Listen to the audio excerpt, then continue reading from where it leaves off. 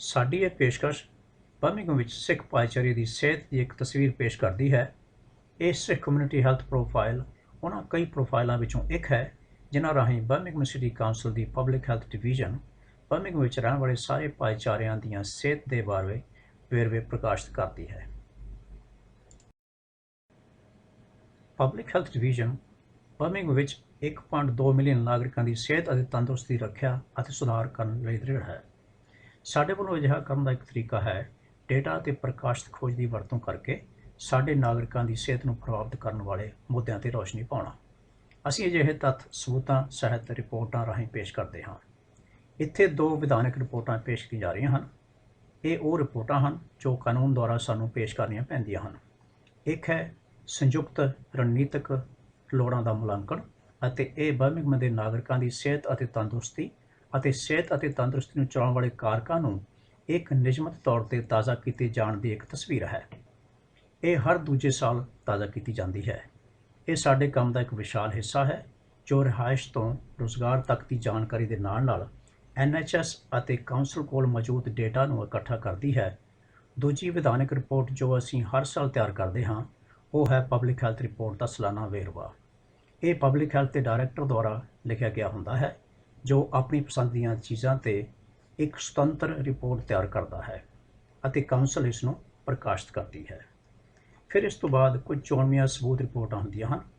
ਇਹ ਰਿਪੋਰਟਾਂ ਹਨ ਜੋ ਅਸੀਂ ਬਣਾਉਣ ਅਤੇ ਪ੍ਰਕਾਸ਼ਿਤ ਕਰਨ ਲਈ ਚੁਣਦੇ ਹਾਂ। ਅਸੀਂ ਇਹ ਇਸ ਲਈ ਕਰਦੇ ਹਾਂ ਕਿਉਂਕਿ ਇਹ ਸਾਡੇ ਕੰਮ ਦੀ ਕੀਮਤ ਵਿੱਚ ਵਾਧਾ ਕਰਦੀਆਂ ਹਨ ਅਤੇ ਸਾਨੂੰ ਕੁਝ ਮਾਮਲਿਆਂ ਉੱਤੇ ਆਪਣਾ ਧਿਆਨ ਕੇਂਦਰਿਤ ਕਰਨ ਲਈ ਮਦਦ ਕਰਦੀਆਂ ਹਨ। ਇਹ ਇਸ ਕਰਕੇ ਵੀ ਪੂਰੀਆਂ ਕੀਤੀਆਂ ਜਾਂਦੀਆਂ ਹਨ ਕਿਉਂਕਿ ਇਹ ਸਾਡੇ ਦੁਆਰਾ ਕੀਤੇ ਗਏ ਕੰਮਾਂ ਦੀ ਕੀਮਤ ਨੂੰ ਹੋਰ ਵਧਾਉਂਦੀਆਂ ਹਨ।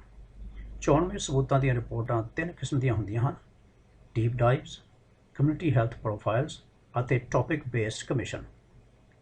ਡੀਪ ਡਾਈਵਸ ਅਧੀਨ ਲੋੜਾਂ ਦਾ ਮੁਲਾਂਕਣ ਛੋਟੇ ਸਾਂਝੇ ਰਣਨੀਤਕ ਲੋੜਾਂ ਦੇ ਮੁਲਾਂਕਣ ਰਾਹੀਂ ਕੀਤੇ ਜਾਂਦੇ ਹਨ।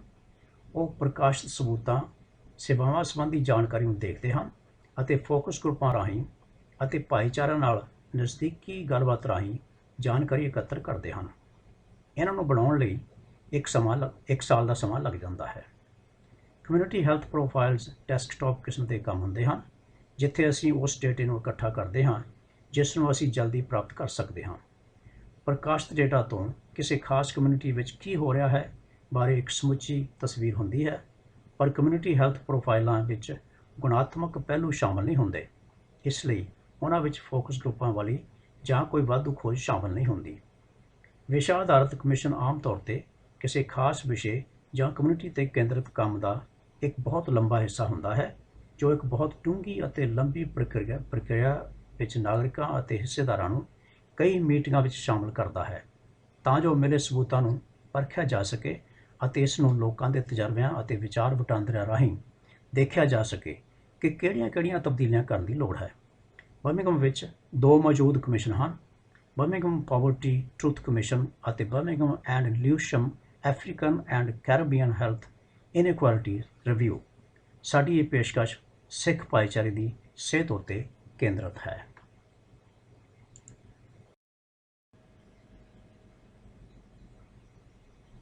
ਬਰਮਿੰਘਮ ਸਿਟੀ ਕਾਉਂਸਲ ਦੀ ਇੱਛਾ ਹੈ ਕਿ ਇਸ ਸ਼ਹਿਰ ਨੂੰ ਇੱਕ ਤਾਕਤਵਰ, ਸਿਹਤਮੰਦ ਅਤੇ ਇੱਕ ਅਜਿਹਾ ਸ਼ਹਿਰ ਬਣਾਇਆ ਜਾਵੇ ਜਿਸ ਵਿੱਚ ਹਰ ਨਾਗਰਿਕ ਇੱਕ ਸਿਹਤਮੰਦ, ਆਨੰਦਮਈ ਜੀਵਨ ਦਾ ਅਨੁਭਵ ਕਰ ਸਕੇ।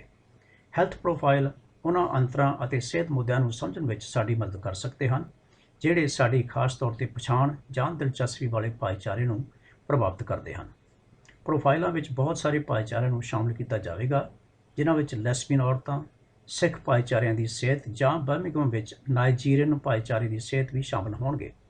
ਇਹ ਪ੍ਰੋਫਾਈਲ ਪਛਾਣ, ਦਿਲਚਸਪੀ ਜਾਂ ਤਜਰਬੇ ਵਾਲੇ ਭਾਈਚਾਰੇ ਲਈ ਕਾਫੀ ਖਾਸ ਹਨ ਅਤੇ ਇਹਨਾਂ ਨਾਲ ਸਿਹਤ ਦੀਆਂ ਘਾਟਾਂ ਨੂੰ ਅਜਿਹੇ ਤਰੀਕੇ ਨਾਲ ਪੇਸ਼ ਕੀਤਾ ਹੈ ਜਿਨ੍ਹਾਂ ਨੂੰ ਕਾਉਂਸਲ ਅਤੇ ਇਸ ਦੇ ਭਾਈਵਾਲਾਂ ਦੇ ਨਾਲ ਉਹਨਾਂ ਭਾਈਚਾਰਿਆਂ ਦੀ ਮਦਦ ਕਰਨ ਲਈ ਸਮਝਣ ਦੀ ਕੋਸ਼ਿਸ਼ ਕੀਤੀ ਜਾਂਦੀ ਹੈ ਅਤੇ ਫਿਰ ਉਹਨਾਂ ਕਮੀਆਂ ਨੂੰ ਦੂਰ ਕਰਨ ਲਈ ਮਿਲ ਕੇ ਕੰਮ ਕਰਨਾ ਸ਼ੁਰੂ ਕੀਤਾ ਜਾਂਦਾ ਹੈ। ਇਹਨਾਂ ਕਮੀਆਂ ਨੂੰ ਇੱਕ ਸਰੋਤ ਵਜੋਂ ਕਾਉਂਸਲ ਦੀ ਵੈਬਸਾਈਟ 'ਤੇ ਪ੍ਰਕਾਸ਼ ਕੀਤਾ ਜਾਵੇਗਾ। ਸਾਡੇ ਉਦੇਸ਼ਾਂ ਵਿੱਚ ਮੌਜੂਦ ਜਾਣਕਾਰੀ ਅਤੇ ਆਧਾਰ 'ਤੇ ਹਰ 5 ਤੋਂ 8 ਸਾਲਾਂ ਵਿੱਚ ਪ੍ਰੋਫਾਈਲਾਂ ਨੂੰ ਤਾਜ਼ਾ ਕਰਨਾ ਸ਼ਾਮਲ ਹੈ ਕਿਉਂਕਿ ਇਹਨਾਂ ਵਿੱਚੋਂ ਬਹੁਤ ਸਾਰੇ ਭਾਈਚਾਰਿਆਂ ਵਿੱਚ ਖੋਜ ਅਤੇ ਡੇਟਾ ਦੀ ਤਸਵੀਰ ਖਾਸ ਤੌਰ 'ਤੇ ਬਹੁਤੀ ਤੇਜ਼ੀ ਨਾਲ ਨਹੀਂ ਬਦਲ ਰਹੀ।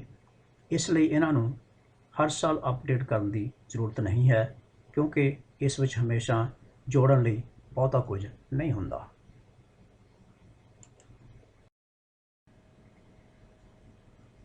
ਸਾਡੇ ਵੱਲੋਂ ਕਮਿਊਨਿਟੀ ਹੈਲਥ ਪ੍ਰੋਫਾਈਲ ਤਿਆਰ ਕੀਤੇ ਜਾ ਰਹੇ ਹਨ।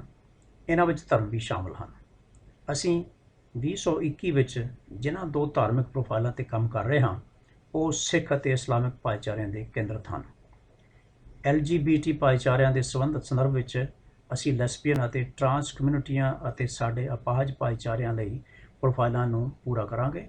ਸੁਣਨ ਤੋਂ ਕਮਜ਼ੋਰ ਅਤੇ ਬੋਲੇ ਭਾਈਚਾਰਿਆਂ ਅਤੇ ਨੇਤਰਹੀਣ ਭਾਈਚਾਰਿਆਂ ਦੇ ਪ੍ਰੋਫਾਈਲਾਂ ਨੂੰ ਵੀ ਪੂਰਾ ਕੀਤਾ ਜਾਵੇਗਾ। ਵਿਰਾਸਤ ਦੇ ਰੂਪ ਵਿੱਚ ਬੰਗਲਾਦੇਸ਼, ਭਾਰਤ, ਕੀਨੀਆ, ਨਾਈਜੀਰੀਆ, ਸੋਮਾਲੀਆ, ਕਾਮਨਵੈਲਥ ਕੈਰੀਬੀਅਨ ਟਾਪੂ ਅਤੇ ਕਾਮਨਵੈਲਥ ਪ੍ਰਸ਼ਾਂਤ ਮਹਾਸਾਗਰ ਦੇ ਟਾਪੂਆਂ ਦੇ ਲੋਕਾਂ ਬਾਰੇ ਪ੍ਰੋਫਾਈਲਾਂ ਨੂੰ ਵੀ ਪੂਰਾ ਕੀਤਾ ਜਾਵੇਗਾ। ਸਾਡੇ ਕੋਲ ਡੀਪ ਡਾਈਵਜ਼ ਰਿਪੋਰਟਾਂ ਵੀ ਹਨ, ਜਿਨ੍ਹਾਂ ਵਿੱਚ ਵਧੇਰੇ ਭਾਈਚਾਰਕ ਸ਼ਮੂਲੀਅਤਾਂ ਵੀ ਸ਼ਾਮਲ ਹਨ ਅਤੇ ਜਿਨ੍ਹਾਂ ਵਿੱਚ ਸਾਬਕਾ ਸੈਨਿਕ, ਜੀਵਨ ਦੇ ਅੰਤ ਦੇ ਮੁੱਦੇ, ਦੇਖਭਾਲ ਕਰਨ ਵਾਲੇ ਅਤੇ ਸਰੀਰਕ ਕਮਜ਼ੋਰੀਆਂ ਵੀ ਸ਼ਾਮਲ ਹਨ। ਸਾਡੇ ਕੋਲ 2 ਕਮਿਸ਼ਨ ਹਨ, ਬਰਮਿੰਘਮ ਪਾਵਰਟੀ ਟਰੂਥ ਕਮਿਸ਼ਨ ਅਤੇ Birmingham and Lewisham African and Caribbean health inequalities review.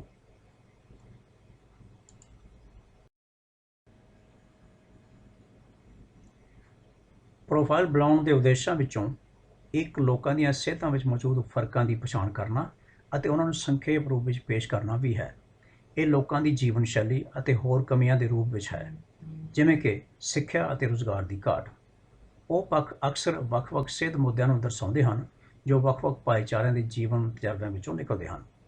ਅਸੀਂ ਇਹਨਾਂ ਨੂੰ ਇਕੱਠਾ ਕਰਾਂਗੇ ਅਤੇ ਉਹਨਾਂ ਨੂੰ 10 ਤਰਜੀਹੀ ਖੇਤਰਾਂ ਦੇ ਅਧੀਨ ਪੇਸ਼ ਕਰਾਂਗੇ, ਜੋ ਕਿ ਸਿਹਤ ਅਤੇ ਤੰਦਰੁਸਤੀ ਬੋਰਡ ਵਿੱਚ ਇੱਕ ਤਾਕਤਵਰ ਅਤੇ ਸਿਹਤਮੰਦ ਸ਼ਹਿਰ ਬਣਾਉਣ ਲਈ ਆਪਣੀ ਨਵੀਂ ਰਣਨੀਤੀ ਲਈ ਨਿਰਧਾਰਤ ਕੀਤੇ ਜਾਂਦੇ ਹਨ। ਅਸੀਂ ਜੋ ਲੱਭਿਆ ਹੈ ਉਸ ਨੂੰ ਸਾਂਝਾ ਕਰਨ ਲਈ ਅਸੀਂ ਸਥਾਨਕ ਭਾਈਚਾਰਿਆਂ ਨਾਲ ਵੀ ਜੁੜਦੇ ਹਾਂ ਅਤੇ ਨਾਗਰਿਕਾਂ ਦਾ ਸਾਹਮਣਾ ਕਰਨ ਵਾਲੇ ਮੁੱਦਿਆਂ ਦਾ ਬਹੁਤ ਜ਼ਿਆਦਾ ਪ੍ਰਤੱਖ ਰੂਪ ਵਿੱਚ ਹੱਲ ਲੱਭਦੇ ਹਾਂ।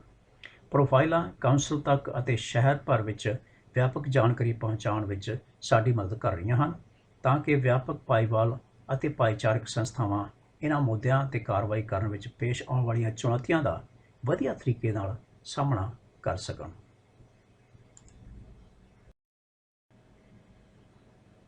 ਇਹ 10 ਪ੍ਰਸੰਗ ਹਨ ਜੋ ਸਿਹਤ ਅਤੇ ਤੰਦਰੁਸਤੀ ਬੋਰਡ ਦੀ ਰਣਨੀਤੀ ਵਿੱਚ ਇੱਕ ਤਾਕਤਵਰ ਅਤੇ ਸਿਹਤਮੰਦ ਸ਼ਹਿਰ ਬਣਾਉਣ ਲਈ ਸ਼ਾਮਲ ਕੀਤੇ ਗਏ ਹਨ।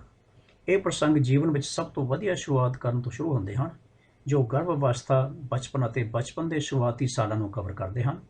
ਮਾਨਸਿਕ ਤੰਦਰੁਸਤੀ ਅਤੇ ਸੰਤੁਲਨ, ਮਾਨਸਿਕ ਸਿਹਤ, ਨਸ਼ੀਲੇ ਪਦਾਰਥਾਂ ਅਤੇ ਪਦਾਰਥਾਂ ਦੀ ਦੁਰਵਰਤੋਂ ਨੂੰ ਉਜਾਗਰ ਕਰਦੇ ਹਨ ਅਤੇ ਸਿਹਤਮੰਦ ਅਤੇ ਕਿਫਾਇਤੀ ਖੁਰਾਕ ਅਤੇ ਭਾਰ ਨੂੰ ਵੀ ਕਵਰ ਕਰਦੇ ਹਨ। ਹਰ ਉਮਰ ਅਤੇ ਯੋਗਤਾ ਸਰਗਰਮ ਸਰੀਰਕ ਗਤੀਵਿਧੀ ਦਰਾਂ ਨੂੰ ਦਰਸਾਉਂਦੀ ਹੈ, ਜਿਸ ਵਿੱਚ ਉਮਰ ਦੇ ਅਪਾਹਜਤਾ ਦੇ ਅੰਕੜੇ ਸ਼ਾਮਲ ਹਨ। ਚੰਗੀ ਤਰ੍ਹਾਂ ਕੰਮ ਕਰਨਾ ਅਤੇ ਸਿੱਖਣਾ ਰੁਜ਼ਗਾਰ ਅਤੇ ਸਿੱਖਿਆ ਨੂੰ ਦਰਸਾਉਂਦਾ ਹੈ ਅਤੇ ਕੈਂਸਰ ਸਕਰੀਨਿੰਗ ਹਾਜ਼ਰੀ ਦਰਾਂ, ਜਿਨਸੀ ਤੌਰ 'ਤੇ ਸੰਚਾਰਿਤ ਲਾਗ ਦੀਆਂ ਬਿਮਾਰੀਆਂ ਅਤੇ ਟੀਕਾਕਰਨ ਪ੍ਰੋਗਰਾਮਾਂ ਦੀ ਸੁਰੱਖਿਆ ਵਜੋਂ ਖੋਜ ਦਾ ਕੰਮ ਕਰਦਾ ਹੈ।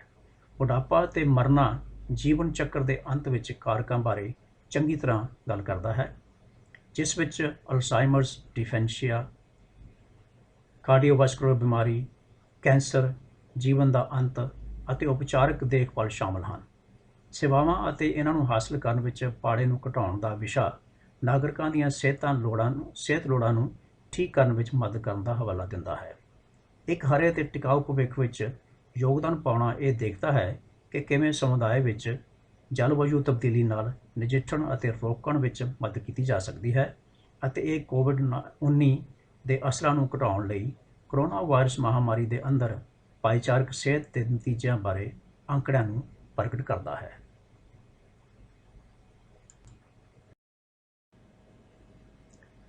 ਕਮਿਊਨਿਟੀ ਪ੍ਰੋਫਾਈਲਾਂ ਲਈ ਜੋ ਵਿਧੀ ਅਸੀਂ ਵਰਤਦੇ ਹਾਂ ਉਹ ਬੜੀ ਮਿਆਰੀ ਅਤੇ ਇਕਸਾਰ ਹੈ। ਅਸੀਂ ਪਹਿਲਾਂ ਡੇਟਾ ਹਾਸਲ ਕਰਦੇ ਹਾਂ ਜੋ ਅਸੀਂ ਬਰਮਿੰਘਮ ਤੋਂ ਅਤੇ ਫਿਰ ਵੈਸਟ ਮਿਡਲੈਂਡਸ ਅਤੇ ਉਸ ਤੋਂ ਬਾਅਦ ਰਾਸ਼ਟਰੀ ਪੱਧਰ 'ਤੇ ਪ੍ਰਾਪਤ ਕਰ ਸਕਦੇ ਹਾਂ। ਇਹ ਡੇਟਾ ਨੋਮਿਸ ਅਤੇ ਪਬਲਿਕ ਹੈਲਥ ਇੰਗਲੈਂਡ ਵਰਗੇ ਪਲੇਟਫਾਰਮਾਂ 'ਤੇ ਹੋਵੇਗਾ, ਜੋ ਡੇਟਾਬੇਸ ਅਤੇ ਡੇਟਾ ਸਰੋਤਾਂ ਸੰਬੰਧੀ ਕਾਫੀ ਵਿਸ਼ੇਸ਼ਤਾ ਰੱਖਦੇ ਹਨ। ਅਸੀਂ ਰਾਸ਼ਟਰੀ ਅਤੇ ਸਥਾਨਕ ਰਿਪੋਰਟਾਂ ਤਿਆਰ ਕਰਦੇ ਹਾਂ। ਇਸ ਤੋਂ ਇਲਾਵਾ ਗੂਗਲ ਖੋਜ ਵਿਧੀ ਰਾਹੀਂ ਪ੍ਰਕਾਸ਼ਿਤ ਸਾਹਿਤ ਨੂੰ ਵੀ ਦੇਖਦੇ ਹਾਂ। ਅਸੀਂ ਮੈਡੀਕਲ ਖੋਜ ਅਦਾਰਾਂ ਜਿਵੇਂ ਕਿ ਪਬਮੈਡ, ਅਤੇ ਵੈਬ ਆਫ ਸਾਇੰਸਿਸ ਨੂੰ ਵੀ ਦੇਖਦੇ ਹਾਂ। ਅਸੀਂ ਫਿਰ ਇੱਕ ਗ੍ਰੇ ਲਿਟਰੇਚਰ ਦੀ ਖੋਜ ਵੀ ਕਰਦੇ ਹਾਂ, ਜੋ ਉਹਨਾਂ ਜਾਣਕਾਰੀਆਂ ਨੂੰ ਲੱਭ ਕੇ ਚੈਰਿਟੀ ਰਿਪੋਰਟਾਂ ਵਿੱਚੋਂ ਮਿਲਦਾ ਹੈ ਜੋ ਬਾਕੀ ਸਮਕਾਲੀ ਸਮੀਖਿਆ ਕੀਤੇ ਗਏ ਮੈਡੀਕਲ ਰਸਾਲਿਆਂ ਵਿੱਚ ਸ਼ਾਮਲ ਨਹੀਂ ਹੁੰਦਾ, ਪਰ ਫਿਰ ਵੀ ਰਸਮੀ ਰਿਪੋਰਟਾਂ ਵਜੋਂ ਪ੍ਰਕਾਸ਼ਿਤ ਹੁੰਦਾ ਹੈ। ਸਾਡੇ ਦੁਆਰਾ ਪ੍ਰਾਪਤ ਕੀਤੇ ਸਾਰੇ ਅਜਿਹੇ ਡੇਟਾ ਨੂੰ ਇਕੱਠਾ ਕਰਕੇ ਉਸ ਦੀ ਸਮੀਖਿਆ ਅਤੇ ਵਿਸ਼ਲੇਸ਼ਣ ਕੀਤਾ ਜਾਂਦਾ ਹੈ। ਇਹ ਕਮਿਊਨਿਟੀ ਹੈਲਥ ਪ੍ਰੋਫਾਈਲਾਂ ਤੋਂ ਤਿਆਰ ਕੀਤੀ ਗਈ ਲਿਖਤੀ ਰਿਪੋਰਟ ਹੈ, ਜੋ ਕਿ ਤਕਰੀਬਨ 80 ਪੰਨਿਆਂ ਦਾ ਦਸਤਾਵੇਜ਼ ਹੈ, ਜਿਸ ਵਿੱਚ ਸਾਹਿਤ ਅਤੇ ਪ੍ਰਕਾਸ਼ਿਤ ਰਿਪੋਰਟਾਂ ਵਿੱਚ ਮਿਲੀ ਜਾਣਕਾਰੀ ਦੇ ਵਿਆਪਕ ਵੇਰਵੇ ਸ਼ਾਮਲ ਹਨ। ਪਾਵਰਪੁਆਇੰਟ ਸਲਾਈਡਾਂ ਦਾ ਇੱਕ ਸੈੱਟ ਵੀ ਹੈ, ਜਿਸ ਵਿੱਚ ਇਨਫੋਗ੍ਰਾਫਿਕਸ ਅੰਕੜੇ ਸ਼ਾਮਲ ਹਨ। ਇਨਫੋਗ੍ਰਾਫਿਕਸ ਵਿੱਚ ਦਸਤਾਵੇਜ਼ ਤੋਂ ਮਿਲੀ ਜਾਣਕਾਰੀ ਦਾ ਇੱਕ ਵੱਡਾ ਪ੍ਰਤੀਸ਼ਤ ਸ਼ਾਮਲ ਹੁੰਦਾ ਹੈ। ਇਸ ਦਾ ਤਸਵੀਰਾਂ ਰਾਹੀਂ ਅਤੇ ਸਮਝਦਾਰ ਤਰੀਕੇ ਨਾਲ ਸੰਖੇਪ ਤਿਆਰ ਕੀਤਾ ਗਿਆ ਹੈ। ਇਹ ਸਭ ਵੇਰਵੇ ਕਾਉਂਸਲ ਦੀ ਵੈਬਸਾਈਟ 'ਤੇ ਪ੍ਰਕਾਸ਼ ਕੀਤੇ ਜਾਣਗੇ, ਜਿਹੜੇ ਅੰਗਰੇਜ਼ੀ ਵਿੱਚ ਹਨ, ਅਤੇ ਇਹਨਾਂ ਦਾ ਅਨੁਵਾਦ ਦੂਸਰੀਆਂ ਬੋਲੀਆਂ ਵਿੱਚ ਵੀ ਕੀਤਾ ਜਾਵੇਗਾ। ਸਿੱਖ ਕਮਿਊਨਿਟੀ ਹੈਲਥ ਪ੍ਰੋਫਾਈਲ ਲਈ ਅਸੀਂ ਸਾਰੇ ਦਸਤਾਵੇਜ਼ਾਂ ਦਾ ਪੰਜਾਬੀ ਵਿੱਚ ਅਨੁਵਾਦ ਕਰਨ ਦੀ ਚੋਣ ਕੀਤੀ ਹੈ।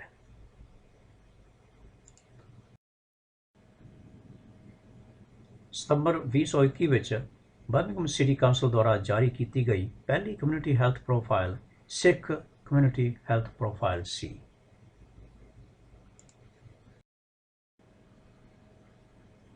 ਜਿਵੇਂ ਕਿ ਪਹਿਲਾਂ ਚਰਚਾ ਕੀਤੀ ਗਈ ਹੈ, ਕਮਿਊਨਿਟੀ ਹੈਲਥ ਪ੍ਰੋਫਾਈਲ ਉਹਨਾਂ ਸਿਹਤ ਅਸਮਾਨਤਾਵਾਂ ਨੂੰ ਸਬੂਤ ਵਜੋਂ ਉਜਾਗਰ ਕਰਦਾ ਹੈ ਜੋ ਕਿਸੇ ਖਾਸ ਭਾਈਚਾਰੇ ਵਿੱਚ ਮੌਜੂਦ ਹਨ। ਸਿੱਖ ਪ੍ਰੋਫਾਈਲ ਦਾ ਡੇਟਾ ਜਿੰਨਾ ਵੀ ਸੰਭਵ ਹੋ ਸਕੇ ਬਰਮਿੰਘਮ 'ਤੇ ਕੇਂਦਰਿਤ ਹੈ, ਪਰ ਇਸ ਵਿੱਚ ਰਾਸ਼ਟਰੀ ਅਤੇ ਅੰਤਰਰਾਸ਼ਟਰੀ ਡੇਟਾ ਵੀ ਵਰਤਿਆ ਜਾਂਦਾ ਹੈ। ਨਮੂਨਿਆਂ ਦੀ ਪਛਾਣ ਕਰਨ ਅਤੇ ਅਧਿਐਨਾਂ ਅਤੇ ਰਿਪੋਰਟਾਂ ਵਿੱਚ ਸ਼ਾਮਲ ਕੀਤੇ ਜਾਣ ਦੇ ਤਰੀਕਿਆਂ ਕਾਰਨ ਸਿਹਤ ਪ੍ਰੋਫਾਈਲਾਂ ਵਿੱਚ ਕੁਝ ਕਮੀਆਂ ਜ਼ਰੂਰ ਹਨ। ਉਦਾਹਰਨ ਦੇ ਤੌਰ 'ਤੇ ਸਿੱਖ ਪ੍ਰੋਫਾਈਲ ਦੇ ਅੰਦਰ ਕਈ ਵਾਰੀ ਉਸ ਪੰਜਾਬੀ ਅਤੇ ਦੱਖਣੀ ਏਸ਼ੀਆਈ ਆਬਾਦੀ ਨੂੰ ਸ਼ਾਮਲ ਵੀ ਕੀਤਾ ਗਿਆ ਹੈ ਜੋ ਦੇਖਣ ਨੂੰ ਸਿੱਖ ਤਾਂ ਹਨ, ਪਰ ਹਰ ਕੋਈ ਆਪਣੀ ਪਛਾਣ ਸਿੱਖ ਵਜੋਂ ਨਹੀਂ ਕਰਦਾ। ਅਸੀਂ ਸਭ ਤੋਂ ਵਿਆਪਕ ਤਸਵੀਰ ਪੇਸ਼ ਕਰਨ ਲਈ ਸਭ ਤੋਂ ਵਧੀਆ ਉਪਲਬਧ ਡੇਟਾ ਦੀ ਵਰਤੋਂ ਕਰਨ ਦੀ ਵੱਧ ਤੋਂ ਵੱਧ ਕੋਸ਼ਿਸ਼ ਕੀਤੀ ਹੈ। ਅਸੀਂ ਕਿਤੇ 2011 ਦੀ ਮਰਦਮਸ਼ੁਮਾਰੀ ਦੀ ਵਰਤੋਂ ਵੀ ਕੀਤੀ ਹੈ। ਅਸੀਂ ਜਾਣਦੇ ਹਾਂ ਕਿ 2021 ਦੀ ਮਰਦਮਸ਼ੁਮਾਰੀ ਵਿੱਚ ਇਹ ਜਾਣਕਾਰੀ ਕੁਝ ਬਦਲ ਵੀ ਜਾਵੇਗੀ, ਪਰ ਸਾਡੇ ਕੋਲ ਉਸ ਸਮੇਂ ਉਪਲਬਧ ਸਰੋਤ ਸੀਮਿਤ ਸਨ ਜਿਨ੍ਹਾਂ ਤੋਂ ਇਹ ਡੇਟਾ ਇਕੱਠਾ ਕੀਤਾ ਗਿਆ ਸੀ। ਸੋ ਸਾਡੇ ਕੋਲ ਇਸ ਵੇਲੇ ਇਹ ਸਭ ਤੋਂ ਵਧੀਆ ਜਾਣਕਾਰੀ ਹੈ ਜੋ ਅਸੀਂ ਸਮੂਹਿਕ ਤੌਰ 'ਤੇ ਰੱਖਣ ਦੇ ਯੋਗ ਹੋਏ ਹਾਂ। ਅੱਗੇ ਆਉਣ ਵਾਲੀਆਂ ਸਲਾਈਡਾਂ ਅਸੀਂ 80 ਪੰਨਿਆਂ ਦੀ ਲਿਖਤੀ ਰਿਪੋਰਟ ਦੀ ਜਾਣਕਾਰੀ ਦਾ ਸਾਰ ਪੇਸ਼ ਕਰਾਂਗੇ। ਪੇਸ਼ਕਾਰੀ ਬਰਮਿੰਘਮ ਵਿੱਚ ਸਿੱਖ ਆਬਾਦੀ ਦੀ ਇੱਕ ਸੰਖੇਪ ਜਾਣਕਾਰੀ ਨਾਲ ਸ਼ੁਰੂ ਹੋਵੇਗੀ, ਫਿਰ ਕੁਝ ਮੁੱਖ ਸਿਹਤ ਦੀਆਂ ਨਾ ਬਰਾਬਰੀਆਂ ਹੋਣਗੀਆਂ ਅਤੇ ਫਿਰ ਇਹਨਾਂ ਵਿੱਚੋਂ ਕੁਝ ਕੁ ਹੋਰ ਡੂੰਘਾਈ ਵਿੱਚ ਖੋਜਣ ਲਈ 10 ਪ੍ਰਸੰਗਾਂ ਦੀ ਵਰਤੋਂ ਹੋਵੇਗੀ। ਇਹ ਸਲਾਈਡ ਸਿਰਫ ਯੂਕੇ ਵਿੱਚ ਅਤੇ ਖਾਸ ਤੌਰ 'ਤੇ ਬਰਮਿੰਘਮ ਦੇ ਅੰਦਰ ਸਿੱਖ ਭਾਈਚਾਰੇ ਦੀ ਇੱਕ ਸੰਖੇਪ ਜਾਣਕਾਰੀ ਦਿੰਦੀ ਹੈ। ਸਲਾਈਡ ਦੇ ਸੱਜੇ ਪਾਸੇ ਨਕਸ਼ਾ ਬਰਮਿੰਘਮ ਵਿੱਚ ਸਿੱਖ ਭਾਈਚਾਰੇ ਦੀ ਵੰਡ ਨੂੰ ਦਰਸਾਉਂਦਾ ਹੈ। ਨਕਸ਼ਾ ਦਰਸਾਉਂਦਾ ਹੈ ਕਿ ਸਿੱਖ ਆਬਾਦੀ ਸ਼ਹਿਰ ਦੇ ਉੱਤਰ ਅਤੇ ਪੱਛਮ ਵਾਲੇ ਪਾਸੇ ਵਧੇਰੀ ਹੈ। ਸਿੱਖਾਂ ਦਾ ਸਭ ਤੋਂ ਵੱਧ ਅਨੁਪਾਤ ਹੈਂਡਸਵਰਥ ਵੁੱਡ ਵਿੱਚ ਹੈ, ਜਿੱਥੇ 25% ਨਾਗਰਿਕ ਸਿੱਖ ਹਨ, ਅਤੇ ਉਸ ਤੋਂ ਅਗਲਾ ਸੋਹੋ ਦਾ ਇਲਾਕਾ, ਜਿੱਥੋਂ ਦੀ ਆਬਾਦੀ ਦਾ 11.3% ਸਿੱਖ ਹਨ। ਹਾਬੋਰਨ, ਹਾਲ ਗ੍ਰੀਨ, ਲੋਜ਼ੈਲਜ਼ ਅਤੇ ਈਸਟ ਹੈਂਡਸਵਰਥ ਵਿੱਚ 6% ਤੋਂ ਵੱਧ ਲੋਕ ਸਿੱਖ ਧਰਮ ਦਾ ਪਾਲਣ ਕਰਦੇ ਹਨ। 2011 ਦੀ ਮਰਦਮਸ਼ੁਮਾਰੀ ਦੇ ਅੰਕੜਿਆਂ ਦੇ ਆਧਾਰ 'ਤੇ ਬਰਮਿੰਘਮ ਦੇ ਸਿਰਫ 35,000 ਤੋਂ ਘੱਟ ਸਿੱਖ ਸਨ, ਜੋ ਕਿ ਸ਼ਹਿਰ ਦਾ ਦੂਜਾ ਸਭ ਤੋਂ ਵੱਡਾ ਘੱਟ ਗਿਣਤੀ ਧਾਰਮਿਕ ਸਮੂਹ ਹੈ। ਅੱਧੇ ਤੋਂ ਵੱਧ ਸਿੱਖ 1981 ਤੋਂ ਪਹਿਲਾਂ ਬਰਤਾਨੀਆ ਆ ਕੇ ਵਸੇ ਸਨ। ਪਹਿਲ ਬਹੁਤੇ ਸਿੱਖ ਲੰਡਨ ਵਿੱਚ ਆ ਕੇ ਵਸਦੇ ਸਨ, ਪਰ ਬਹੁਤ ਸਾਰੇ ਸਾਡੇ ਨਿਰਮਾਣ ਉਦਯੋਗ ਵਿੱਚ ਕੰਮ ਕਰਨ ਲਈ ਬਰਮਿੰਘਮ ਆ ਵਸੇ। ਕੁਝ ਸਬੂਤ ਇਹ ਸੰਕੇਤ ਦੇ ਰਹੇ ਹਨ ਕਿ ਸਿੱਖ ਸੰਯੁਕਤ ਪਰਿਵਾਰਾਂ ਵਿੱਚ ਰਹਿੰਦੇ ਹਨ। ਸਿੱਖ ਪ੍ਰੋਫਾਈਲ ਦੀਆਂ ਮੁੱਖ ਖੋਜਾਂ ਨੂੰ ਇਸ ਸਲਾਈਡ ਵਿੱਚ ਸੰਖੇਪ ਰੂਪ ਵਿੱਚ ਪੇਸ਼ ਕੀਤਾ ਗਿਆ ਹੈ। ਸਿਰਫ ਸਿੱਖ ਆਬਾਦੀ ਲਈ ਕਾਰਡੀਓਵਾਸਕੂਲਰ ਬਿਮਾਰੀ ਦੇ ਸਬੂਤਾਂ ਦੀ ਸਾਡੇ ਕੋਲ ਘਾਟ ਸੀ, ਪਰ ਦੱਖਣੀ ਏਸ਼ੀਆਈ ਆਬਾਦੀ ਵਿੱਚ ਕਾਰਡੀਓਵਾਸਕੂਲਰ ਬਿਮਾਰੀ ਅਤੇ ਕਾਰਡੀਓਵਾਸਕੂਲਰ ਬਿਮਾਰੀ ਨਾਲ ਸੰਬੰਧਿਤ ਮੌਤਾਂ ਦੀਆਂ ਦਰਾਂ ਵੱਧ ਸਨ। ਕਾਰਡੀਓਵਾਸਕੂਲਰ ਬਿਮਾਰੀ ਦਿਲ ਦੀਆਂ ਖੂਨ ਦੀਆਂ ਨਾੜੀਆਂ ਨਾਲ ਸੰਬੰਧਿਤ ਬਿਮਾਰੀਆਂ ਹਨ, ਜੋ ਕਿ ਵਧੇਰੇ ਚਰਬੀ ਵਾਲੀ ਖੁਰਾਕ, ਤੰਬਾਕੂਨੋਸ਼ੀ, ਸ਼ਰਾਬ ਅਤੇ ਜੈਨੇਟਿਕਸ ਵਰਗੇ ਕਾਰਨਾਂ ਕਰਕੇ ਹੁੰਦੀਆਂ ਹਨ। ਸਿਰਫ ਸਿੱਖ ਆਬਾਦੀ ਲਈ ਡਾਇਬੀਟੀਜ਼ ਦੇ ਸਬੂਤਾਂ ਦੀ ਵੀ ਘਾਟ ਸੀ, ਹਾਲਾਂਕਿ ਦੱਖਣੀ ਏਸ਼ੀਆਈ ਭਾਈਚਾਰਿਆਂ ਵਿੱਚ ਆਮ ਆਬਾਦੀ ਦੇ ਮੁਕਾਬਲੇ ਡਾਇਬੀਟੀਜ਼ ਦੀਆਂ ਉੱਚ ਦਰਾਂ ਦੇਖਣ ਨੂੰ ਮਿਲਦੀਆਂ ਹਨ। ਯੂਕੇ ਵਿੱਚ ਗੋਰੇ ਯੂਰਪੀਅਨਾਂ ਦੇ ਮੁਕਾਬਲੇ ਦੱਖਣੀ ਏਸ਼ੀਆਈ ਲੋਕਾਂ ਵਿੱਚ ਡਾਇਬੀਟੀਜ਼ ਹੋਣ ਦਾ ਖਤਰਾ 2 ਤੋਂ 6 ਗੁਣਾ ਵੱਧ ਹੈ। ਯੂਕੇ ਦੇ ਆਮ ਲੋਕਾਂ ਦੇ ਮੁਕਾਬਲੇ ਸਿੱਖਾਂ ਵਿੱਚ ਸ਼ਰਾਬ ਪੀਣ ਦੀਆਂ ਉੱਚ ਦਰਾਂ ਦੇ ਸਬੂਤ ਮਿਲੇ ਹਨ। ਜੋਸੇਫ ਰਾਊਂਡਟਰੀ ਫਾਊਂਡੇਸ਼ਨ ਦੀ ਰਿਪੋਰਟ ਵਿੱਚ 4 ਵਿੱਚੋਂ 1 ਸਿੱਖ ਨੇ ਕਿਹਾ ਹੈ ਕਿ ਉਹਨਾਂ ਦੇ ਪਰਿਵਾਰ ਦੇ ਘੱਟੋ-ਘੱਟ ਇੱਕ ਮੈਂਬਰ ਨੂੰ ਸ਼ਰਾਬ ਪੀਣ ਦੀ ਸਮੱਸਿਆ ਹੈ। ਸ਼ਰਾਬ ਦੇ ਸੇਵਨ ਨਾਲ ਸ਼ਰਾਬ ਨਾਲ ਸੰਬੰਧਿਤ ਸਮੱਸਿਆਵਾਂ ਪੈਦਾ ਹੁੰਦੀਆਂ ਹਨ, ਜਿਸ ਵਿੱਚ ਸਿੱਖਾਂ ਵਿੱਚ ਲਿਵਰ ਸਿਰੋਸਿਸ ਦੀਆਂ ਬਿਮਾਰੀਆਂ ਦੀ ਦਰ ਵੱਧ ਹੈ। ਸਰੀਰਕ ਕਸਰਤਾਂ ਦੇ ਪੱਧਰ ਨੀਵੇਂ ਹਨ, ਖਾਸ ਕਰਕੇ ਔਰਤਾਂ ਵਿੱਚ। ਯੂਕੇ ਦੀ ਸਰਕਾਰ ਹਰ ਵਿਅਕਤੀ ਨੂੰ ਪ੍ਰਤੀ ਹਫ਼ਤੇ ਘੱਟੋ-ਘੱਟ 150 ਮਿੰਟਾਂ ਦੀ ਮੱਧਮ ਗਤੀਵਿਧੀ ਜਾਂ ਪ੍ਰਤੀ ਹਫ਼ਤੇ 75 ਮਿੰਟ ਵਿੱਚ ਉੱਚ ਤੀਬਰਤਾ ਵਾਲੀ ਗਤੀਵਿਧੀ ਨੂੰ ਪੂਰਾ ਕਰਨ ਦੀ ਸਿਫਾਰਸ਼ ਕਰਦੀ ਹੈ। ਯਹੂਦੀ, ਬੁੱਧ, ਈਸਾਈ ਅਤੇ ਹਿੰਦੂ ਧਰਮ ਨੂੰ ਮੰਨਣ ਵਾਲੇ ਲੋਕਾਂ ਦੀ ਤੁਲਨਾ ਵਿੱਚ ਘੱਟ ਪ੍ਰਤੀਸ਼ਤ ਸਿੱਖ ਹਰ ਹਫ਼ਤੇ 150 ਮਿੰਟ ਦੀ ਸਰੀਰਕ ਗਤੀਵਿਧੀ ਨੂੰ ਪੂਰੀ ਕਰਦੇ ਹਨ। ਸਿੱਖ ਸੰਸਕ੍ਰਿਤੀ ਅਤੇ ਪਰਿਵਾਰਕ ਤੌਰ ਤਰੀਕੇ ਵੀ ਕੁੱਲ ਸਰੀਰਕ ਗਤੀਵਿਧੀ ਵਿੱਚ ਰੁਕਾਵਟ ਬਣ ਸਕਦੇ ਹਨ। ਇੱਕ ਹੋਰ ਮੁੱਦੇ ਵਿੱਚ ਇਹ ਵੀ ਪਾਇਆ ਗਿਆ ਹੈ ਕਿ ਵੱਖ-ਵੱਖ ਕੈਂਸਰ ਸਕਰੀਨਿੰਗ ਪ੍ਰੋਗਰਾਮਾਂ ਵਿੱਚ ਲੋਕ ਘੱਟ ਹਿੱਸਾ ਲੈਂਦੇ ਹਨ। ਉਦਾਹਰਨ ਦੇ ਤੌਰ 'ਤੇ ਸਕਾਟਲੈਂਡ ਵਿੱਚ 5 ਵਿੱਚੋਂ 3 ਪੁਰਸ਼ ਕੋਲੋਰੈਕਟਲ ਕੈਂਸਰ ਦੀ ਸਕਰੀਨਿੰਗ ਕਰਵਾਉਣ ਲਈ ਨਹੀਂ ਜਾਂਦੇ। ਇੰਟਰਵਿਊਆਂ, ਫੋਕਸ ਗਰੁੱਪਾਂ ਅਤੇ ਪ੍ਰਸ਼ਨਾਵਲੀ ਰਾਹੀਂ ਲੰਬੇ ਸਮੇਂ ਦੀ ਬਿਮਾਰੀ ਵਾਲੇ ਮਰੀਜ਼ਾਂ ਵਿੱਚ ਕਾਰਨਾਂ ਅਤੇ ਬਿਮਾਰੀ ਪ੍ਰਬੰਧਨ ਬਾਰੇ ਲੋਕਾਂ ਵਿੱਚ ਜਾਣਕਾਰੀ ਦੀ ਘਾਟ ਨੂੰ ਦੇਖਿਆ ਗਿਆ ਹੈ। ਇਸ ਤੋਂ ਇਲਾਵਾ ਜ਼ਿਆਦਾਤਰ ਸਿੱਖਾਂ ਨੇ ਦੱਸਿਆ ਹੈ ਕਿ ਸਿਹਤ ਸੇਵਾਵਾਂ ਉਹਨਾਂ ਦੇ ਸੱਭਿਆਚਾਰ ਅਤੇ ਕੁਝ ਸਿੱਖ ਵਿਅਕਤੀਆਂ ਦੁਆਰਾ ਬੋਲੀ ਜਾਣ ਵਾਲੀ ਭਾਸ਼ਾ ਨੂੰ ਪੂਰੀ ਤਰ੍ਹਾਂ ਨਹੀਂ ਸਮਝਦੀਆਂ ਅਤੇ ਇਸ ਕਰਕੇ ਇਹ ਲੋਕਾਂ ਦੀ ਸੇਵਾ ਤੱਕ ਪਹੁੰਚ ਵਿੱਚ ਇੱਕ ਹੋਰ ਰੁਕਾਵਟ ਪੈਦਾ ਕਰਦੀਆਂ ਹਨ।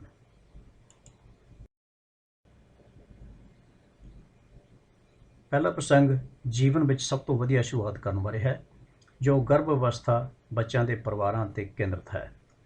ਬਰਮਿੰਘਮ ਵਿੱਚ 8000 ਤੋਂ ਘੱਟ ਬੱਚੇ ਸਿੱਖ ਬੱਚਿਆਂ ਦੇ ਤੌਰ 'ਤੇ ਰਜਿਸਟਰ ਹੋਏ ਹਨ। ਇਹ ਬਰਮਿੰਘਮ ਵਿੱਚ ਕੁੱਲ ਬੱਚਿਆਂ ਦਾ ਲਗਭਗ 2.8% ਬਣਦੇ ਹਨ ਅਤੇ ਇਹ ਰਾਸ਼ਟਰੀ ਪੱਧਰ ਦੇ ਸਾਰੇ ਬੱਚਿਆਂ ਦੇ ਮੁਕਾਬਲੇ 0.9% ਹਨ। ਵੱਖ-ਵੱਖ ਧਰਮਾਂ ਦੇ ਬੱਚਿਆਂ ਅਤੇ ਨੌਜਵਾਨਾਂ ਬਾਰੇ ਬਹੁਤ ਸੀਮਤ ਖੋਜ ਜਾਂ ਅੰਕੜੇ ਮੌਜੂਦ ਹਨ। ਕੁਝ ਖੋਜਾਂ ਦਰਸਾਉਂਦੀਆਂ ਹਨ ਕਿ ਸਿੱਖ ਬੱਚਿਆਂ ਵਿੱਚ ਛਾਤੀ ਦਾ ਦੁੱਧ ਚੁੰਘਾਉਣ ਦੀ ਦਰ ਅਤੇ ਬਚਪਨ ਵਿੱਚ ਟੀਕਾਕਰਨ ਕਰਾਉਣ ਦੀ ਦਰ ਬਾਕੀ ਧਰਮਾਂ ਨਾਲੋਂ ਵੱਧ ਹੈ। ਇੱਕ ਨਾਪੱਖੀ ਗੱਲ ਇਹ ਵੀ ਹੈ ਕਿ ਯੂਕੇ ਦੀ ਅਤੇ ਅੰਤਰਰਾਸ਼ਟਰੀ ਖੋਜ ਇਹ ਦਰਸਾਉਂਦੀ ਹੈ ਕਿ ਸਿੱਖ ਬੱਚਿਆਂ ਨੂੰ ਉਹਨਾਂ ਦੇ ਧਰਮ ਅਤੇ ਨਸਲੀ ਵਿਤਕਰੇ ਕਾਰਨ ਧੱਕੇਸ਼ਾਹੀ ਦਾ ਕਾਫੀ ਸਾਹਮਣਾ ਕਰਨਾ ਪੈਂਦਾ ਹੈ। ਮਾਨਸਿਕ ਸਿਹਤ ਅਤੇ ਤੰਦਰੁਸਤੀ ਬਾਰੇ ਸਹਾਇਤਾ ਸਿੱਖ ਭਾਈਚਾਰੇ ਵਾਸਤੇ ਬਹੁਤ ਮਹੱਤਵਪੂਰਨ ਹੈ। ਹਾਲ ਹੀ ਦੇ ਸਮੇਂ ਵਿੱਚ ਬਹੁਤ ਸਾਰੀਆਂ ਭਾਈਚਾਰਕ ਸੰਸਥਾਵਾਂ ਅਤੇ ਚੈਰਿਟੀਜ਼ ਵਿਕਸਿਤ ਕੀਤੀਆਂ ਗਈਆਂ ਹਨ, ਜਿਨ੍ਹਾਂ ਨੇ ਖਾਸ ਤੌਰ 'ਤੇ ਮਾਨਸਿਕ ਸਿਹਤ ਵੱਲ ਆਪਣਾ ਧਿਆਨ ਕੇਂਦਰਿਤ ਕੀਤਾ ਹੈ। ਸਿੱਖ ਭਾਈਚਾਰੇ ਲਈ ਇੱਕ ਵੱਡੀ ਹਾਂ ਪੱਖੀ ਗੱਲ ਇਹ ਹੈ ਕਿ ਮਾਨਸਿਕ ਸਿੱਖ ਸੰਬੰਧੀ ਫਸਟ ਏਡ ਟ੍ਰੇਨਿੰਗਾਂ ਵਿੱਚ ਸੁਧਾਰ ਕਰਨ ਦੇ ਪ੍ਰਬੰਧ ਕੀਤੇ ਜਾ ਰਹੇ ਹਨ। ਉਮੀਦ ਹੈ ਕਿ ਬਰਮਿੰਘਮ ਵਿੱਚ ਸਿੱਖ ਆਬਾਦੀ ਦੀ ਮਾਨਸਿਕ ਸਿਹਤ ਵਿੱਚ ਹੋਰ ਸੁਧਾਰ ਕਰਨ ਲਈ ਕੋਈ ਸਕਾਰਾਤਮਕ ਕਾਰਵਾਈ ਕੀਤੀ ਜਾਵੇਗੀ। ਨੌਜਵਾਨ ਸਿੱਖਾਂ ਵਿੱਚ ਮਾਨਸਿਕ ਸਿਹਤ ਦੇ ਮਸਲਿਆਂ ਨੂੰ ਬਹੁਤ ਜ਼ਿਆਦਾ ਮਹਿਸੂਸ ਕੀਤਾ ਗਿਆ ਹੈ ਅਤੇ ਅਗਲੇ ਸਾਲਾਂ ਵਿੱਚ ਇਸ ਦੇ ਪ੍ਰਬੰਧ ਦੀ ਮਹੱਤਤਾ 'ਤੇ ਜ਼ੋਰ ਦਿੱਤਾ ਜਾਵੇਗਾ। ਤੰਬਾਕੂਨੋਸ਼ੀ ਅਤੇ ਸ਼ਰਾਬਨੋਸ਼ੀ ਦੀ ਆਦਤ ਬਾਰੇ ਜਾਣਕਾਰੀ ਨੂੰ ਸਾਰੀ ਸਿੱਖ ਆਬਾਦੀ ਵਿੱਚ ਆਮ ਨਹੀਂ ਕਿਹਾ ਜਾ ਸਕਦਾ। ਅੰਮ੍ਰਿਤਧਾਰੀ ਸਿੱਖਾਂ ਨੂੰ ਸ਼ਰਾਬ ਪੀਣ ਅਤੇ ਸਿਗਰਟ ਪੀਣ ਦੀ ਆਗਿਆ ਨਹੀਂ ਹੈ।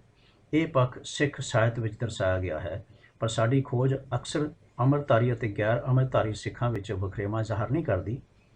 ਇਹਨਾਂ ਦੀ ਜਨਸੰਖਿਆ ਵਿੱਚ ਬਹੁਤ ਵੱਡੇ ਵਿਹਾਰਕ ਅਤੇ ਸੱਭਿਆਚਾਰਕ ਅੰਤਰ ਹਨ।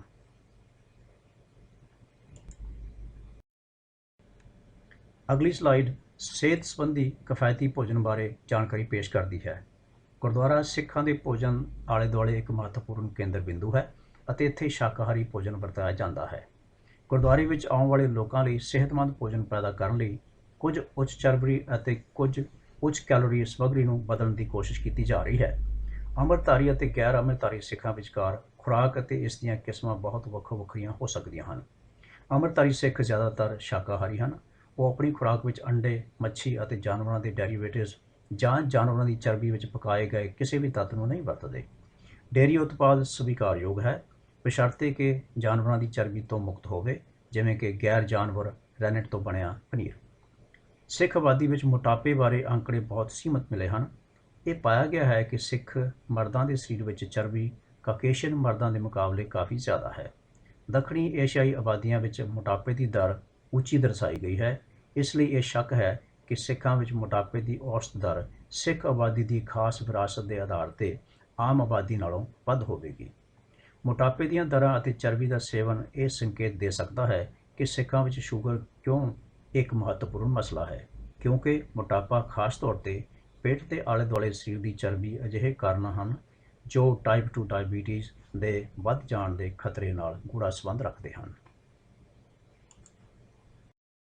ਅਗਲੀ ਸਲਾਈਡ ਹਰ ਉਮਰ 'ਚ ਸਰਗਰਮੀ ਲੋਕਾਂ ਦੀ ਸਰੀਰਕ ਚੁਸਤੀ ਦਰਸਾ ਰਹੀ ਹੈ।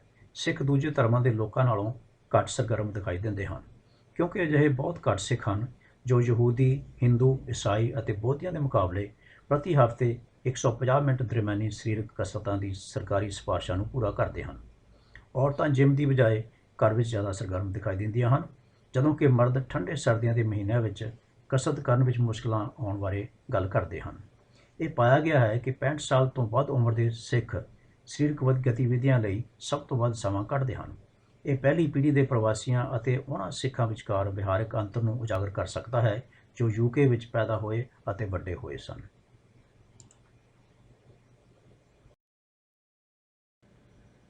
ਕੰਮ ਕਰਨ ਅਤੇ ਸਿੱਖਣ ਦੇ ਆਲੇ ਦੁਆਲੇ ਦੇ ਪੱਖਾਂ ਨੂੰ ਦੇਖਦੇ ਹੋਏ ਸਿੱਖ ਆਬਾਦੀ ਵਿੱਚ ਜੀਵਨ ਦੀ ਸੰਭਾਵਨਾ ਨੂੰ ਸੁਧਾਰਨ ਨਾਲ ਰੁਜ਼ਗਾਰ ਵਿੱਚ ਸੁਧਾਰ ਕੀਤਾ ਜਾ ਸਕਦਾ ਹੈ। ਇਸ ਲਈ ਜਿੱਥੇ ਵੀ ਸੰਭਵ ਹੋਵੇ ਰੁਜ਼ਗਾਰ ਅਤੇ ਸਿੱਖਿਆ ਦੀਆਂ ਉੱਚ ਦਰਾਂ ਨੂੰ ਉਤਸ਼ਾਹਿਤ ਕਰਨਾ ਜ਼ਰੂਰੀ ਹੈ। ਸਿੱਖ ਪਰਿਵਾਰ ਅਜੇ ਵੀ ਬਰਮਿੰਘਮ ਵਿੱਚ ਦੂਜਿਆਂ ਨਾਲੋਂ ਪ੍ਰਤੀ ਘਰ ਵਿੱਚ ਵਧੇਰੇ ਗਿਣਤੀ ਵਿੱਚ ਰਹਿੰਦੇ ਹਨ। ਸਿੱਖਾਂ ਦੀ 25% ਆਬਾਦੀ ਆਪਣੇ ਘਰਾਂ ਵਿੱਚ ਇੱਕ ਤੋਂ ਵੱਧ ਵਿਅਕਤੀਆਂ ਨਾਲ ਰਹਿੰਦੀ ਹੈ, ਪਰ ਇਹ ਸਬੂਤ 2011 ਦੀ ਮਰਦਮਸ਼ੁਮਾਰੀ ਦੇ ਅੰਕੜਿਆਂ ਤੋਂ ਲਏ ਗਏ ਹਨ ਅਤੇ ਇਹ ਅਨੁਮਾਨ ਲਗਾਇਆ ਜਾ ਰਿਹਾ ਹੈ ਕਿ ਇਹ ਸਿੱਖ ਸੰਖਿਆ 2011 ਦੇ ਮੁਕਾਬਲੇ 2021 ਦੀ ਮਰਦਮਸ਼ੁਮਾਰੀ ਦਾ ਡੇਟਾ ਮਿਲਣ ਵੇਲੇ ਘੱਟ ਦਿਖਾਈ ਦੇਵੇਗੀ।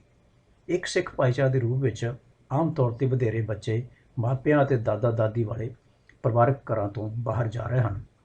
ਇੱਕ ਚੰਗਾ ਸੰਕੇਤ ਇਹ ਮਿਲਦਾ ਹੈ ਕਿ ਸਿੱਖ ਆਮ ਆਬਾਦੀ ਨਾਲੋਂ ਜ਼ਿਆਦਾ ਗਿਣਤੀ ਵਿੱਚ ਮੈਨੇਜਰਾਂ ਵਰਗੀਆਂ ਨੌਕਰੀਆਂ ਲੈਣ ਦੀ ਸੰਭਾਵਨਾ ਰੱਖਦੇ ਹਨ, ਜੋ ਇਹ ਦਰਸਾਉਂਦਾ ਹੈ ਕਿ ਇਹ ਰੁਜ਼ਗਾਰ ਦੇ ਖੇਤਰ ਵਿੱਚ ਆਪਣੀ ਤਰੱਕੀ ਦੀਆਂ ਸੰਭਾਵਨਾਵਾਂ ਵਧਾਉਣ ਲਈ ਮਿਹਨਤ ਕਰ ਰਹੇ ਹਨ। ਸੁਰੱਖਿਆ ਅਤੇ ਖੋਜ ਦੇ ਪੱਖੋਂ ਸਭ ਤੋਂ ਪਹਿਲੀ ਗੱਲ ਇਹ ਹੈ ਕਿ ਸਿੱਖਾਂ ਵੱਲੋਂ ਕੈਂਸਰ ਸਕਰੀਨਿੰਗ ਦੀ ਘੱਟ ਵਰਤੋਂ ਕੀਤੀ ਜਾਂਦੀ ਹੈ ਅਤੇ ਅਸਲ ਵਿੱਚ ਸਕਾਟਿਸ਼ ਕੈਂਸਰ ਸਕਰੀਨਿੰਗ ਪ੍ਰੋਗਰਾਮ ਵਿੱਚ ਕੋਲੋਰੈਕਟਲ ਸਕਰੀਨਿੰਗ ਲਈ 5 ਵਿੱਚੋਂ 3 ਲੋਕ ਆਪਣੇ ਆਪ ਨੂੰ ਸਕਰੀਨ ਲਈ ਪੇਸ਼ ਨਹੀਂ ਕਰਦੇ। ਇਸ ਤੋਂ ਇਲਾਵਾ ਸਿੱਖ ਔਰਤਾਂ ਸਰਵਾਈਕਲ ਕੈਂਸਰ ਸਕਰੀਨਿੰਗ ਲਈ ਘੱਟ ਜਾਂਦੀਆਂ ਹਨ। ਉਹਨਾਂ ਨੇ ਦੱਸਿਆ ਹੈ ਕਿ ਸੱਭਿਆਚਾਰਕ ਕਦਰਾਂ ਕੀਮਤਾਂ ਅਤੇ ਪਰਿਵਾਰਕ ਰੋਕਾਂ ਸਿੱਖ ਔਰਤਾਂ ਦੇ ਵਿਵਹਾਰ 'ਤੇ ਕਾਫੀ ਰੁਕਾਵਟਾਂ ਪਾਉਂਦੀਆਂ ਹਨ ਅਤੇ ਇਹਨਾਂ ਦਾ ਅਸਰ ਸਰਵਾਈਕਲ ਕੈਂਸਰ ਸਕਰੀਨਿੰਗ ਉੱਤੇ ਵੀ ਪੈਂਦਾ ਹੈ। ਦੂਸਰਾ ਇਹ ਹੈ ਕਿ ਨੈਸ਼ਨਲ ਸਟੈਟਿਸਟਿਕਸ 2021 ਦੇ ਦਫ਼ਤਰ ਦੇ ਅੰਕੜਿਆਂ ਨਾਲ ਇਹ ਸਪਸ਼ਟ ਹੋਇਆ ਹੈ ਕਿ ਕੋਵਿਡ-19 ਨਾਲ ਸਿੱਖ ਟੀਕਾਕਰਨ ਦਰਾਂ ਈਸਾਈ, ਯਹੂਦੀ ਅਤੇ ਹਿੰਦੂ ਨਾਗਰਿਕਾਂ ਨਾਲੋਂ ਘੱਟ ਹਨ, ਪਰ ਮੁਸਲਿਮ ਆਬਾਦੀ ਨਾਲੋਂ ਵੱਧ ਹਨ। ਬਰਮਿੰਘਮ ਸਿਟੀ ਕਾਉਂਸਲ ਨੇ ਕੋਵਿਡ ਟੀਕੇ ਦੇ ਮੈਸੇਜਿੰਗ ਨੂੰ ਵਧਾਉਣ ਲਈ ਕੁਝ ਮਿਥਿਹਾਸਕ ਅਭਿਆਸਾਂ ਨੂੰ ਪ੍ਰਾਪਤ ਕਰਨ ਲਈ ਸਖਤ ਮਿਹਨਤ ਕੀਤੀ ਹੈ, ਪਰ ਇਹ ਪ੍ਰਸ਼ੰਸਾਯੋਗ ਹੈ ਕਿ ਇਹ ਸੁਨੇਹਾ ਕੁਝ ਭਾਈਚਾਰਿਆਂ ਵਿੱਚ ਦੂਜਿਆਂ ਨਾਲੋਂ ਬਿਹਤਰ ਕੰਮ ਕਰ ਸਕਦਾ ਹੈ। ਧਰਮ ਸੰਬੰਧੀ ਡੇਟਾ ਇਕੱਤਰ ਕਰਨ ਵਿੱਚ ਕਮੀਆਂ ਰਹਿਣ ਦਾ ਮਤਲਬ ਹੈ ਕਿ ਸਿੱਖਾਂ ਵਿੱਚ ਜਿਨਸੀ ਸਿਹਤ ਨਾਲ ਸੰਬੰਧਿਤ ਬਿਮਾਰੀਆਂ ਫੈਲਣ ਦੇ ਖਤਰੇ, ਸੇਵਾ ਪ੍ਰਬੰਧ ਅਤੇ ਸਿਹਤ ਸੇਵਾਵਾਂ ਤੱਕ ਪਹੁੰਚ ਦੇ ਪ੍ਰਸਾਰ ਵਿੱਚ ਕਮੀਆਂ ਕਾਰਨ ਸਿੱਖਾਂ ਵਿੱਚ ਕਾਮ ਸੰਬੰਧੀ ਗਿਆਨ ਅਤੇ ਜਾਣਕਾਰੀ ਦੀ ਕਮੀ ਹੋਣਾ ਹੈ।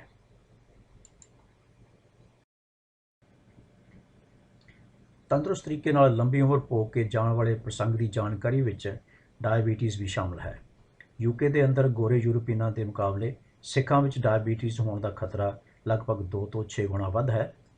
ਅਧਿਐਨਾਂ ਤੋਂ ਪਤਾ ਲੱਗਿਆ ਹੈ ਕਿ ਸਿੱਖ ਚੀਨੀ ਦੀ ਅਧਿਕ ਵਰਤੋਂ ਕਰਨ ਨੂੰ ਡਾਇਬੀਟੀਜ਼ ਦੇ ਵਧਣ ਦਾ ਮੁੱਖ ਕਾਰਨ ਮੰਨਦੇ ਹਨ। ਸਰੀਰਕ ਗਤੀਵਿਧੀ ਡਾਇਬੀਟੀਜ਼ ਰੋਕਥਾਮ ਸੂਚਕਾਂ ਨੂੰ ਸੁਧਾਰਨ ਲਈ ਸਹਾਇਕ ਹੋ ਸਕਦੀ ਹੈ। ਇਸ ਵਿੱਚ ਸਰੀਰਕ ਗਤੀਵਿਧੀ ਵਿੱਚ ਵਿਸ਼ਵਾਸ ਅਤੇ ਪੂਰੀ ਹੋਈ ਸਰੀਰਕ ਗਤੀਵਿਧੀ ਦੇ ਮਿੰਟਾਂ ਦੀ ਕੁੱਲ ਸੰਖਿਆ ਵੀ ਸ਼ਾਮਲ ਹੋ ਸਕਦੀ ਹੈ। 11% ਸਿੱਖ ਪਰਿਵਾਰਾਂ ਦੇ ਕੋਈ ਨਾ ਕੋਈ ਮੈਂਬਰ ਡਿਮੈਂਸ਼ੀਆ ਜਾਂ ਅਲਜ਼ਾਈਮਰ ਦੇ ਨਾਲ ਬਿਮਾਰ ਹਨ। ਡਿਮੈਂਸ਼ੀਆ ਦੇ ਕਲੰਕ ਅਤੇ ਨਕਾਰਾਤਮਕ ਧਾਰਨਾਵਾਂ ਉਹਨਾਂ ਵਿਅਕਤੀਆਂ ਉੱਤੇ ਅਸਰ ਪਾ ਸਕਦੀਆਂ ਹਨ ਜੋ ਕਮਿਊਨਿਟੀ ਤੋਂ ਜਾਣਕਾਰੀ ਨੂੰ ਛੁਪਾਉਂਦੇ ਹਨ। ਸਿੱਖ ਉਹਨਾਂ ਦੀ ਸਹਾਇਤਾ ਅਤੇ ਪਰਿਵਾਰਕ ਮੈਂਬਰਾਂ 'ਤੇ ਭਰੋਸਾ ਕਰਦੇ ਹਨ। ਅਲਜ਼ਾਈਮਰ ਦੇ ਲਗਭਗ 62% ਮਰੀਜ਼ਾਂ ਦੀ ਦੇਖਭਾਲ ਪਰਿਵਾਰ ਦੇ ਮੈਂਬਰਾਂ ਦੁਆਰਾ ਹੀ ਕੀਤੀ ਜਾਂਦੀ ਹੈ। ਜੀਵਨ ਦੇ ਅੰਤ ਦੀ ਯੋਜਨਾ ਬਾਰੇ ਸਮਝ ਸਿੱਖਾਂ ਵਿੱਚ ਬਹੁਤ ਘੱਟ ਜਾਪਦੀ ਹੈ। 321 ਲੋਕਾਂ ਦੀ ਪੁੱਛਗਿੱਛ ਤੋਂ ਪਤਾ ਲੱਗਾ ਹੈ ਕਿ ਸਿਰਫ 3 ਵਿੱਚੋਂ 1 ਸਿੱਖ ਐਡਵਾਂਸ ਕੇਅਰ ਪਲੈਨਿੰਗ ਸ਼ਬਦ ਨੂੰ ਸਮਝਦਾ ਹੈ। ਕਈ ਅਜਿਹੇ ਕੇਸ ਵੀ ਸਾਹਮਣੇ ਆਏ ਹਨ ਜਿੱਥੇ ਲੰਬੇ ਸਮੇਂ ਦੇ ਬਿਮਾਰ ਲੋਕਾਂ ਦੀ ਦੇਖਭਾਲ ਕਰਨ ਲਈ ਲੋਕਾਂ ਨੇ ਇੰਡੀਆ ਤੋਂ ਆਪਣੇ ਫੈਮਿਲੀ ਮੈਂਬਰਾਂ ਨੂੰ ਮੰਗਵਾਇਆ ਹੈ। ਇਸ ਦਾ ਕਾਰਨ ਇਹ ਵੀ ਹੋ ਸਕਦਾ ਹੈ ਕਿ ਸਿੱਖਾਂ ਨੂੰ ਇੱਥੇ ਮਿਲਣ ਵਾਲੇ ਇਲਾਜਾਂ ਜਾਂ ਸਹੂਲਤਾਂ ਬਾਰੇ ਇੰਨਾ ਪਤਾ ਨਹੀਂ, ਜਾਂ ਉਹਨਾਂ ਦੀ ਤਰਜੀਹ ਹੈ ਕਿ ਜ਼ਿੰਦਗੀ ਦੇ ਆਖਰੀ ਸਾਲਾਂ ਵਿੱਚ ਉਹਨਾਂ ਦੀ ਸੇਵਾ ਉਹਨਾਂ ਦੇ ਆਪਣੇ ਰਿਸ਼ਤੇਦਾਰ ਹੀ ਕਰਨ। ਸਿੱਖ ਧਰਮ ਦੇ ਪੈਰੋਕਾਰ ਆਮ ਤੌਰ 'ਤੇ ਮਰਨ ਨੂੰ ਇੱਕ ਕੁਦਰਤੀ ਪ੍ਰਕਿਰਿਆ ਸਮਝਦੇ ਹਨ।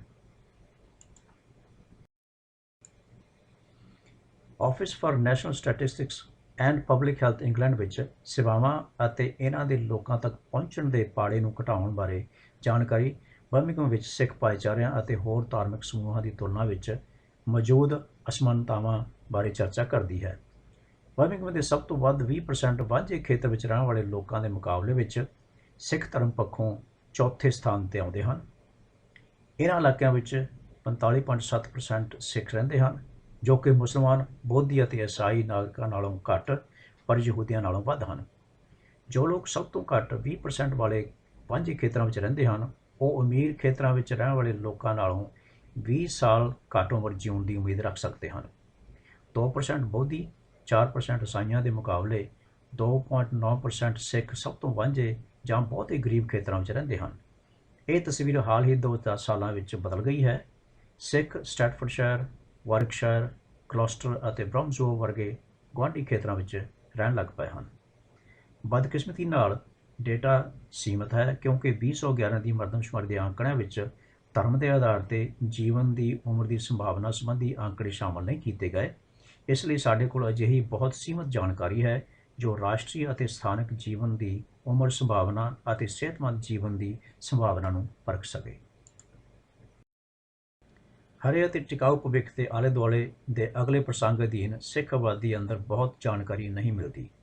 ਹਾਲਾਂਕਿ ਸਿੱਖ ਧਰਮ ਵਿੱਚ ਇਸ ਵਿੱਚ ਯੋਗਦਾਨ ਪਾਉਣਾ ਬਹੁਤ ਮਹੱਤਵਪੂਰਨ ਸਮਝਿਆ ਜਾਂਦਾ ਹੈ।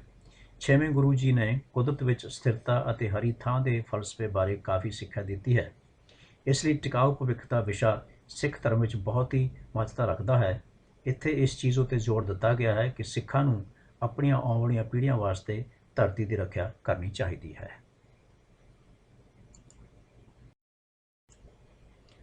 ਆਖਰੀ ਪ੍ਰਸੰਗ ਕੋਵਿਡ-19 ਅਤੇ ਕੋਵਿਡ-19 ਦੀ ਵਿਰਾਸਤ 'ਤੇ ਆਧਾਰਿਤ ਹੈ। ਇਸ ਬਾਰੇ ਜਾਣਕਾਰੀ ਧਰਮ ਦੇ ਆਧਾਰ 'ਤੇ ਦਰਜ ਕਰਨਾ ਕਾਫੀ ਚੁਣੌਤੀਪੂਰਨ ਰਿਹਾ ਹੈ। ਇਸ ਲਈ ਇਹ ਪਤਾ ਲਗਾਉਣਾ ਬਹੁਤ ਔਖਾ ਸੀ ਕਿ ਕੋਵਿਡ-19 ਨੇ ਸਿੱਖਾਂ 'ਤੇ ਕਿਸ ਹੱਦ ਤੱਕ ਪ੍ਰਭਾਵ ਪਾਇਆ ਹੈ। ਹਾਲਾਂਕਿ ਸਿੱਖ ਨੈੱਟਵਰਕ ਦੀ ਰਿਪੋਰਟ ਨੇ ਸੁਝਾਅ ਦਿੱਤਾ ਹੈ ਕਿ 96% ਸਿੱਖ ਆਪਣੇ ਭਾਈਚਾਰੇ ਵਿੱਚ ਹੋਈਆਂ ਮੌਤਾਂ ਦੀ ਵੱਡੀ ਗਿਣਤੀ ਤੋਂ ਬਹੁਤ ਚਿੰਤਤ ਸਨ। ਉਸ ਸਮੇਂ ਸਿੱਖ ਨੈੱਟਵਰਕ ਸੱਚਮੁੱਚ ਸਿੱਖ ਕੌਮ ਨੂੰ ਜਾਣਕਾਰੀ ਦੇਣ ਦੀ ਕੋਸ਼ਿਸ਼ ਵਿੱਚ ਸਰਗਰਮ ਸੀ। ਵੱਧ ਤੋਂ ਵੱਧ ਸਿੱਖ ਨਾਗਰਿਕਾਂ ਤੱਕ ਪਹੁੰਚਣ ਦੀ ਕੋਸ਼ਿਸ਼ ਕਰਨ ਲਈ ਜਾਣਕਾਰੀ ਅਕਸਰ ਅਨੁਵਾਦ ਕੀਤੀ ਜਾਂਦੀ ਸੀ ਅਤੇ ਭਾਈਚਾਰਿਆਂ ਨੂੰ ਭੇਜੀ ਜਾਂਦੀ ਸੀ।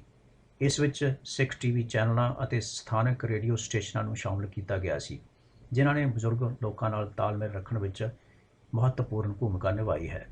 ਸਿੱਖਾਂ ਵਿੱਚ ਕੋਵਿਡ-19 ਨਾਲ ਸੰਬੰਧਿਤ ਮੌਤਾਂ ਵੈਸਟ ਮਿਡਲੈਂਡਜ਼ ਵਿੱਚ ਸਭ ਤੋਂ ਜ਼ਿਆਦਾ ਕੇਂਦਰਿਤ ਸਨ। ਯੂਕੇ ਵਿੱਚ ਸਿੱਖਾਂ ਦੀਆਂ ਕੁੱਲ ਮੌਤਾਂ ਵਿੱਚੋਂ 47% ਜਨਵਰੀ ਤੋਂ ਮਾਰਚ 2020 ਤੱਕ ਵੈਸਟ ਮਿਡਲੈਂਡਜ਼ ਵਿੱਚ ਹੋਈਆਂ। ਇਹ ਅਪ੍ਰੈਲ 2020 ਦੇ ਅੱਧ ਤੱਕ ਵੱਧ ਕੇ 60% ਹੋ ਗਈਆਂ ਸਨ। ਅਜਿਹੀਆਂ ਮੌਤਾਂ ਵਿੱਚੋਂ ਬਹੁਤੀਆਂ ਵੱਡੇ ਪਰਿਵਾਰਾਂ ਵਾਲੇ ਘਰਾਂ ਵਿੱਚ ਹੋਈਆਂ ਹਨ, ਜਿਨ੍ਹਾਂ ਵਿੱਚ ਸਿੱਖ ਰਹਿੰਦੇ ਹਨ, ਅਤੇ ਇਸ ਦੇ ਨਾਲ ਨਾਲ ਮੌਤਾਂ ਦਾ ਸੰਬੰਧ ਸ਼ੂਗਰ ਅਤੇ ਮੋਟਾਪੇ ਨਾਲ ਵੀ ਦੇਖਿਆ ਗਿਆ ਹੈ। ਅਗਲੀਆਂ ਸਲਾਈਡਾਂ ਉਹ ਮੁੱਖ ਜਾਣਕਾਰੀ ਦਿਖਾਉਂਦੀਆਂ ਹਨ ਜਿਹੜੀਆਂ 10 ਵਿਸ਼ਾ ਪ੍ਰਸੰਗ ਸਲਾਈਡਾਂ ਵਿੱਚ ਵੰਡੀਆਂ ਗਈਆਂ ਹਨ।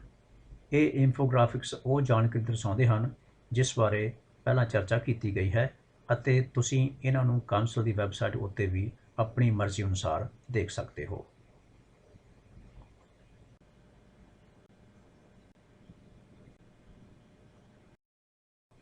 ਅਗਲੇ ਕਦਮ।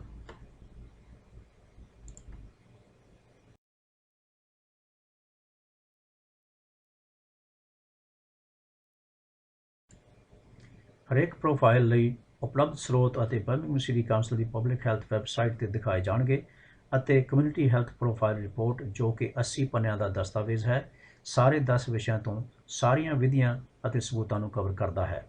ਇਹਨਾਂ ਬਾਰੇ ਇਨਫੋਗ੍ਰਾਫਿਕਸ ਅੰਕੜੇ ਵੀ ਪੇਸ਼ ਕੀਤੇ ਗਏ ਹਨ। ਰਿਪੋਰਟ ਅਤੇ ਇਨਫੋਗ੍ਰਾਫਿਕਸ ਦੋਵੇਂ ਅੰਗਰੇਜ਼ੀ ਵਿੱਚ ਹਨ ਅਤੇ ਉਹਨਾਂ ਦਾ ਪੰਜਾਬੀ ਵਿੱਚ ਅਨੁਵਾਦ ਵੀ ਕੀਤਾ ਗਿਆ ਹੈ। ਕਿਰਪਾ ਕਰਕੇ ਇਸ ਜਾਣਕਾਰੀ ਨੂੰ ਸਾਰੇ ਸੰਬੰਧਿਤ ਨਾਗਰਿਕਾਂ, ਸੰਸਥਾਵਾਂ, ਭਾਈਚਾਰਿਆਂ, ਦੋਸਤਾਂ ਅਤੇ ਪਰਿਵਾਰਾਂ ਨਾਲ ਸਾਂਝਾ ਕਰੋ। ਪਬਲਿਕ ਹੈਲਥ ਡਿਵੀਜ਼ਨ ਹੋਰ ਕਮਿਊਨਿਟੀ ਹੈਲਥ ਪ੍ਰੋਫਾਈਲਾਂ ਅਤੇ ਹੋਰ ਵਰਕਸ਼ਾਪਾਂ ਦੀ ਮੇਜ਼ਬਾਨੀ ਕਰੇਗੀ, ਜਿਨ੍ਹਾਂ ਨੂੰ ਸਿੱਖ ਪ੍ਰੋਫਾਈਲ ਦੇ ਬਰਾਬਰ ਲੈਂਡਿੰਗ ਪੰਨੇ 'ਤੇ ਜੋੜਿਆ ਜਾਵੇਗਾ। ਜੇਕਰ ਤੁਸੀਂ ਪ੍ਰੋਫਾਈਲਾਂ ਬਾਰੇ ਕੋਈ ਸਵਾਲ ਪੁੱਛਣੇ ਹੋਣ ਤਾਂ ਕਿਰਪਾ ਕਰਕੇ ਸਕਰੀਨ 'ਤੇ ਦਿਖਾਈ ਗਈ ਈਮੇਲ ਰਾਹੀਂ ਰਿੱਕੀ ਪੰਡਾਲ ਨਾਲ ਸੰਪਰਕ ਕਰੋ। ਇਸ ਵਰਕਸ਼ਾਪ ਵਿੱਚ ਹਿੱਸਾ ਲੈਣ ਵਾਸਤੇ ਸਮਾਂ ਕੱਢਣ ਲਈ ਤੁਹਾਡਾ ਬਹੁਤ ਬਹੁਤ ਧੰਨਵਾਦ ਹੈ। ਅਸੀਂ ਉਮੀਦ ਕਰਦੇ ਹਾਂ ਕਿ ਤੁਹਾਨੂੰ ਇਹ ਜਾਣਕਾਰੀ ਲਾਭਕਾਰੀ ਲੱਗੀ ਹੋਵੇਗੀ।